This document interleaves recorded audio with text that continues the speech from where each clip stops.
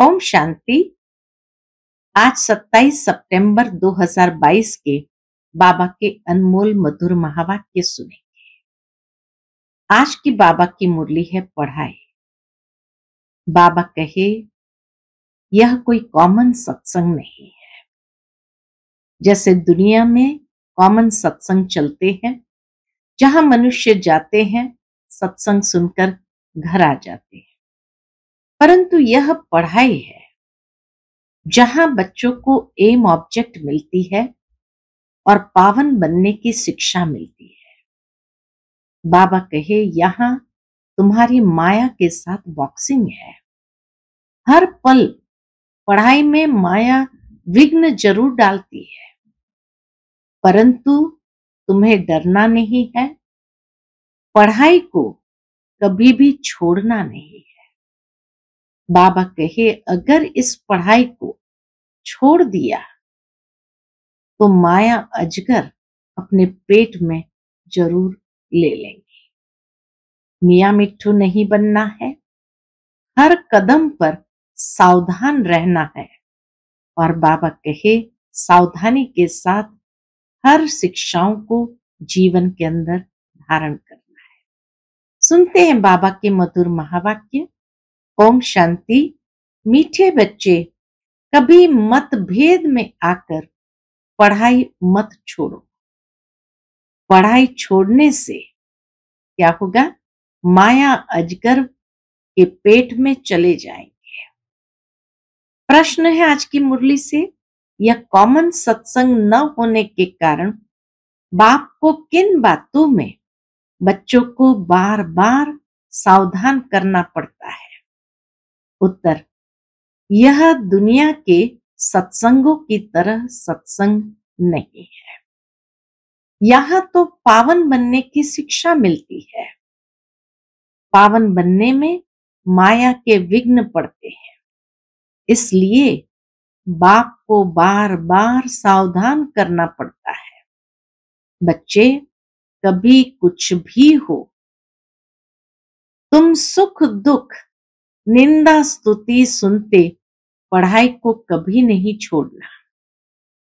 दूसरी बात बाबा कहे अपने को मियाँ मिट्ठू समझ किसी की ग्लानि मत करना।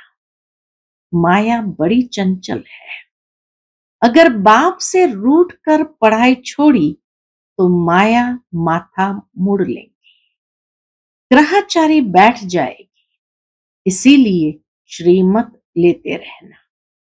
बाप दादा की राय में कभी टिक्का टिप्पणी नहीं करना।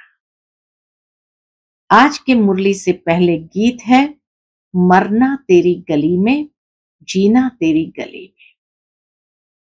ओम शांति।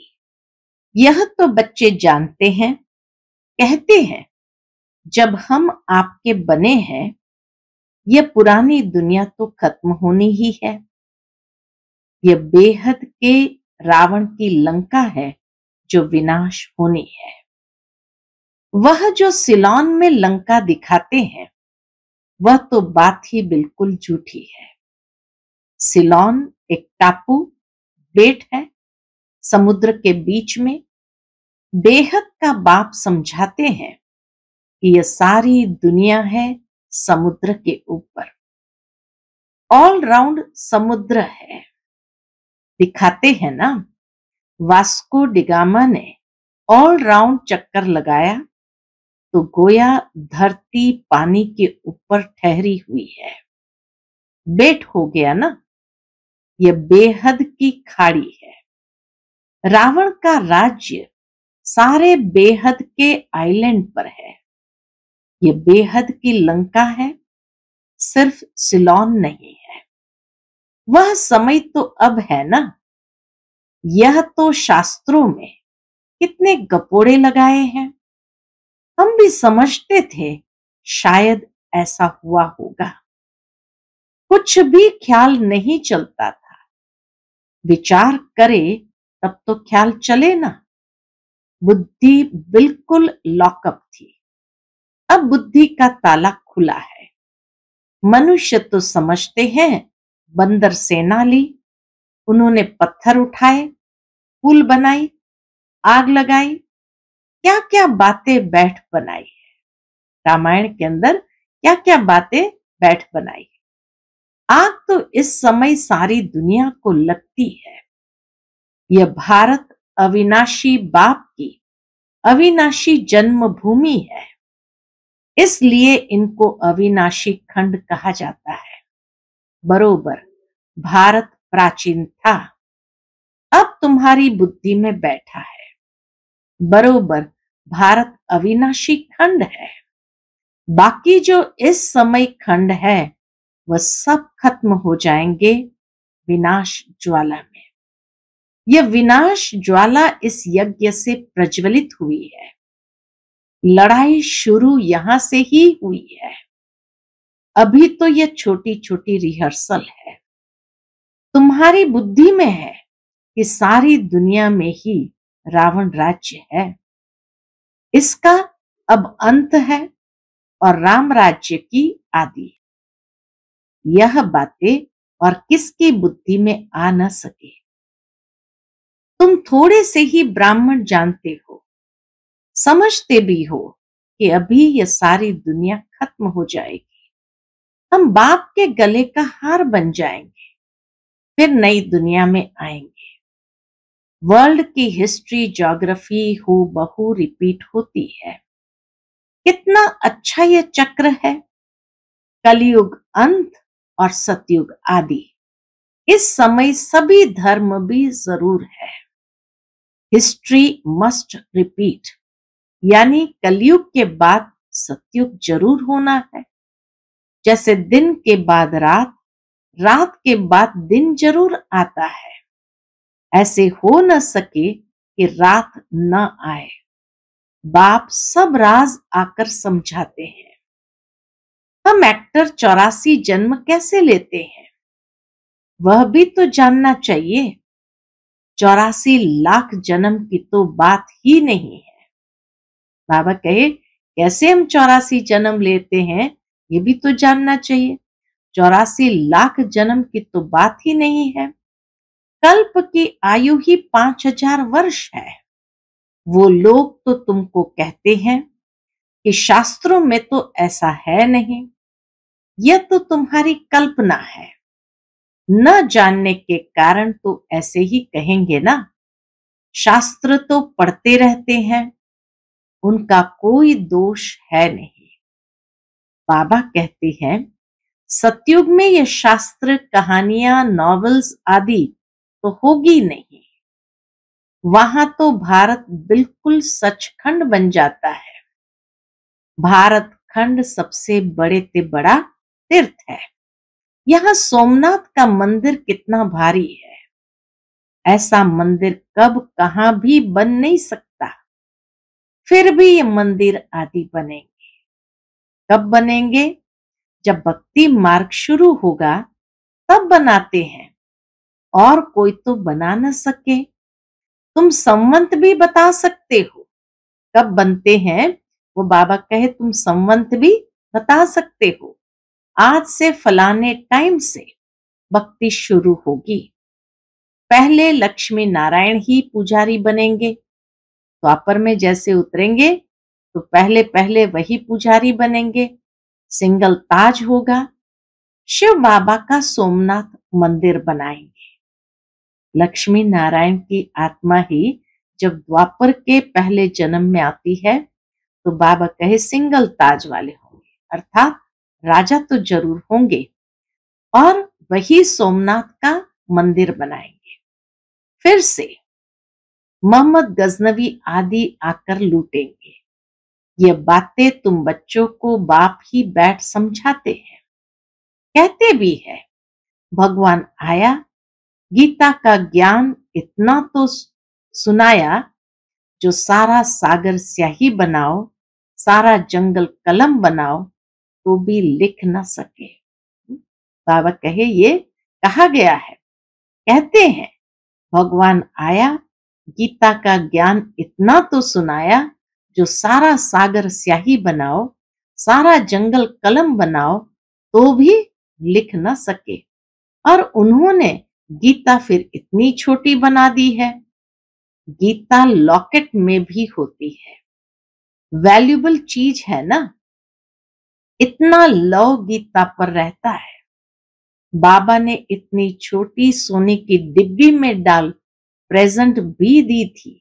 बाबा ने किसी को प्रेजेंट भी दी है। तो बाबा कहे, बाबा ने इतनी छोटी सोनी डिब्बी में डालकर प्रेजेंट भी दी है। अब तुम बच्चे समझते हो कि ज्ञान का सागर अथाह ज्ञान देते हैं और अंत तक देते ही रहेंगे। हम यह मुरली इकट्ठी कर सकेंगे क्या? ना, इतनी बाबा ने मुरली सुनाई है, जो बाबा कहे सारी मुरली इकट्ठी कर सकेंगे क्या? यह रखने की चीज ही नहीं है। शास्त्र आदि तो फिर भी भक्ति मार्ग के काम में आते हैं। हम जो लिखते हैं वह फिर क्या काम में आएंगे? कहाँ तो हमारी 2-4 हजार मुरलियां, कहाँ उन्हों की करोड़ों के अंदाज में गीताएं बनती है, सब भाषाओं में। सर्व शास्त्रमय शिरोमणि गीता का बहुत मान है। गीता शास्त्र आदि कितने पढ़ते होंगे? बाप समझाते हैं, यह ज्ञान जो तुमको मिलता है वह बिल्कुल ही नया है। इसका पुस्तक तो है नहीं। भगवान राजयोग कैसे सिखाते हैं, यह अब तुम ब्राह्मण ही जानते हो। ब्राह्मणों के सिवाय तो कोई जानते नहीं। तुम्हारे में भी इस ज्ञान के नशे में रहने वाले बहुत थोड़े हैं। आज उस नशे में रहते हैं, कल भूल जाते हैं। बाप को भूल जाते हैं तो ज्ञान को भी भूल जाते हैं। बाप को फारकती दी तो खलास। बाप का बनकर अगर विकार में गए तो गला उठ जाएगा, कुछ भी बोल नहीं सकेंगे। जो बहुत अच्छा अच्छा प्रचार करते थे वह आज है नहीं। कोई ब्रह्मा कुमार कुमारी का आपस में मतभेद हुआ तो बाप से भी रूठ जाते हैं कि बाबा इनको समझाते नहीं, यह नहीं करते। आखिरन रूठ कर पढ़ाई छोड़ देते हैं। इसलिए बाप कहते हैं कि महामूर्ख देखना हो तो यहां देखो। लिखकर भी देते हैं कि बाबा मैं आपका हूं, आपसे हम सदा सुख का वर्षा अविनाशी लेंगे। फिर फारकती दे देते हैं, डाइवोर्स दे देते हैं। अच्छी अच्छी बच्चियां थी, आज वह है नहीं। तो वंडर है ना, माया अजगर के पेट में चले गए, फिर मुख से कुछ कह न सके, यह अविनाशी ज्ञान सुना न सके। फिर बाप दादा की राय पर भी टीका टिप्पणी करने लग पड़ते हैं। बहुत समझाया जाता है कि कुछ सुधर जाओ, इसमें ही कल्याण है, परंतु सुधरते नहीं। बहुत अच्छे अच्छे बच्चे चले गए। अभी भी बहुत ऐसे बच्चे हैं जो किनारे पर खड़े हैं, ब्लड से प्रतिज्ञा लिख कर भी छोड़ देते हैं। बच्चों को तो बाप की पूरी श्रीमत पर चल बाप से पूरा वर्षा लेना चाहिए। बाप समझाते रहते हैं, कुछ भी हो, दुख सुख स्तुति निंदा आदि कोई करे, तुम पढ़ाई को तो ना छोड़ो। कोई किसकी निंदा भी करते हैं क्योंकि बुद्धि में तो ज्ञान है नहीं, जानते नहीं है कि यह छोटा भाई है वह बड़ा, यह तो बाप ही जाने। अपने मुंह मियां मिट्ठू नहीं बनना है। अपने मुंह मियां मिट्ठू नहीं बनना है। माया बड़ी चंचल है, दे अभिमान वालों का माथा ही एकदम मोड़ लेती है।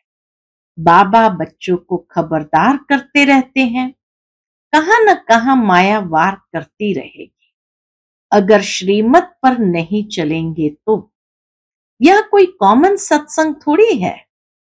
तुम कितना धीरज यानी धैर्यता से बैठ समझाते हैं। यह सृष्टि का चक्र कैसे फिरता है।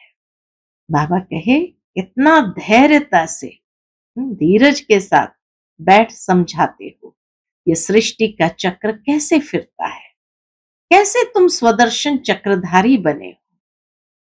बाप कहते हैं ब्राह्मण कुलभूषण स्वदर्शन चक्रधारी शंख चक्र गदा पद्मधारी तुमको कहते हैं। वह कहेंगे क्या देवताओं की महिमा अपने बच्चों को दे रखी है। दुनिया के लोग सुनेंगे कि ब्राह्मण कुलभूषण स्वदर्शन चक्रधारी शंख चक्र गदा पद्मधारी है, तो क्या कहेंगे? वह कहेंगे क्या देवताओं की महिमा अपने बच्चों को दे रखी है।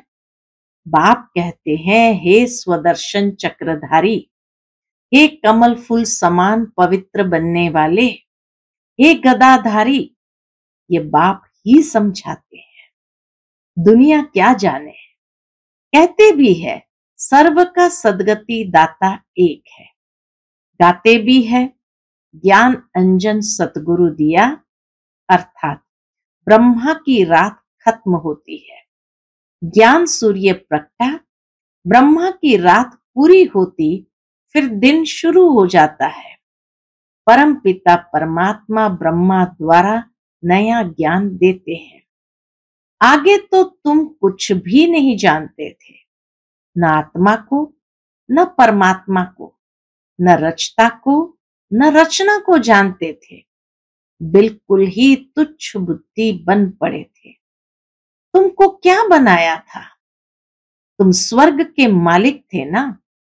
फिर 84 जन्म लेते लेते अंत तो आएगा ना। अब तुम्हारी चढ़ती कला है। बाप कहते हैं माम एकम याद करो तो तुम विश्व के मालिक बन जाएंगे। विवेक भी कहता है कि परम पिता परमात्मा है स्वर्ग का रचयिता, तो हम स्वर्ग में क्यों नहीं है?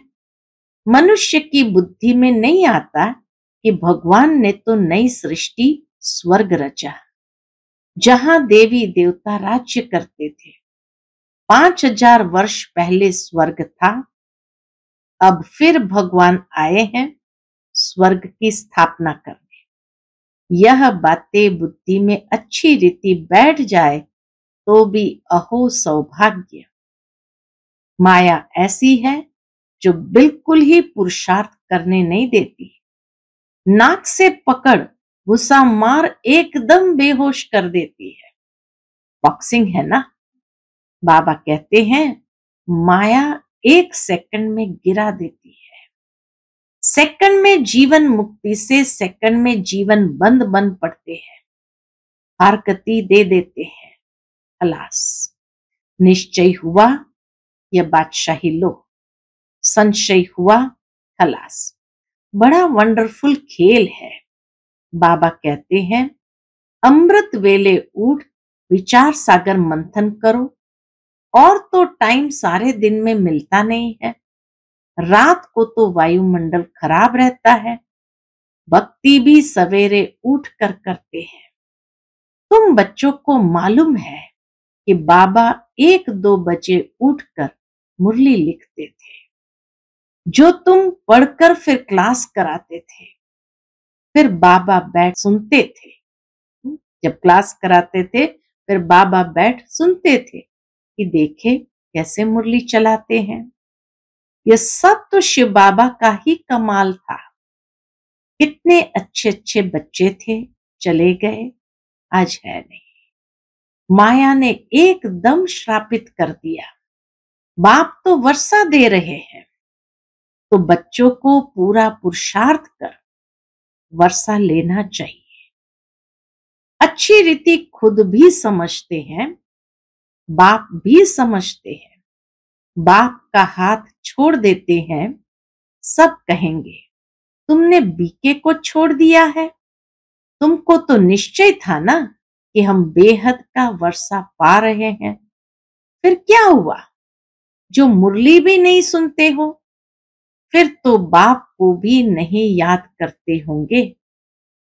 फिर वह याद आदि सब उड़ जाती है। ऐसी दुर्गति शल किसी बच्चे की न हो। बाप तो समझ सकते हैं ना, यह बच्चा बड़ा खराब हो गया है। अच्छे अच्छे बच्चे भी संग दोष में खराब हो पड़ते हैं। बाबा कहते हैं कि फर्स्ट क्लास बच्चे ही विजय माला के मण के बन सकते हैं। कई बच्चे लिखते हैं कि बाबा, हम आपकी माला का मणका जरूर बनेंगे। बाबा तो कहते हैं तुम बनो। अहो सौभाग्य, बाप भी चलन से समझ जाएंगे। सर्विस से ही बच्चों की वफादारी, फरमानबरदारी सिद्ध होती है। अति मीठा बनना चाहिए। सन्मुख सुनने से वैराग्य आता है। ऐसा फिर कभी नहीं करेंगे, यह करेंगे। यहां से बाहर निकला, बस खलास, सब भूल जाते हैं। कितनी वंडरफुल बातें हैं। बाबा के तो दिन रात ख्यालात चलते रहते हैं। प्रोजेक्टर में गोला इतना बड़ा दिखाई पड़ना चाहिए जो मनुष्य दूर से ही एकदम अच्छी रीति पढ़ सके। बड़ी दीवारों पर इतना बड़ा दिखाई पड़े, क्लियर हो। एक एक चित्र स्लाइड से इतना बड़ा दिखाई पड़े जो सामने कोई भी पढ़ सके। दो गोले भी इतने बड़े दिखाई पड़े। यहां से भक्ति मार्ग शुरू होता है। पहले होती है अव्यभिचारी भक्ति, फिर है व्यभिचारी भक्ति। यह ब्रह्मा है शिव बाबा का सपूत बच्चा। ब्रह्मा से अगर कोई सवाल पूछे तो क्या जवाब नहीं दे सकते हैं? बल शिव बाबा तो जानते हैं, परंतु मैं भी तो समझा सकता हूं ना। ब्रह्मा बाबा भी तो समझा सकते हैं ना। बाबा ने राइट हैंड बनाया है, कुछ तो समझा होगा ना। कि बाबा ने अपना राइट हैंड बनाया तो कुछ तो समझा होगा ना। अच्छा, मीठे मीठे सिकिलते बच्चों प्रति माता पिता बाप दादा का याद प्यार और गुड मॉर्निंग। रूहानी बाप की रूहानी बच्चों को नमस्ते। हम सब रूहानी बच्चों की रूहानी माता पिता बाप दादा को याद प्यार, गुड मॉर्निंग और नमस्ते। नमस्ते, शुक्रिया बाबा, शुक्रिया। आज की मुरली से धारणा के लिए मुख्य सार है। पहली पॉइंट, अमृत वेले उठ विचार सागर मंथन करना है। कभी भी संशय बुद्धि बन संग दोष में आकर पढ़ाई नहीं छोड़नी है। दूसरी पॉइंट, माला का मणका बनने के लिए वफादार, फरमान बरदार बनना है। अपनी चलन रॉयल रखनी है। बहुत बहुत मीठा बनना है। आज का बाप दादा का मधुर वरदान हम बच्चों के प्रति है, स्वमान में स्थित रहे, हद की इच्छाओं को समाप्त करने वाले इच्छा मात्रम अविद्या भव। स्वमान में स्थित रहे, हद की इच्छाओं को समाप्त करने वाले इच्छा मात्रम अविद्या भव। जो स्वमान में स्थित रहते हैं उन्हें कभी भी हद का मान प्राप्त करने की इच्छा नहीं होती। एक स्वमान में सर्व हद की इच्छाएं समा जाती है। मांगने की आवश्यकता नहीं रहती। हद की इच्छाएं कभी भी पूर्ण नहीं होती है। एक हद की इच्छा अनेक इच्छाओं को उत्पन्न करती है और स्वमान सर्व इच्छाओं को सहज ही संपन्न कर देता है। इसलिए स्वमानधारी बनो तो सर्व प्राप्ति स्वरूप बन जाएंगे। अप्राप्ति व इच्छाओं की अविद्या हो जाएगी। आज का स्लोगन है, हर परिस्थिति में स्वयं को मोल्ड करने वाला ही रियल गोल्ड है। हर परिस्थिति में स्वयं को मोल्ड कर लेने वाला ही रियल गोल्ड है। अच्छा, ओम शांति।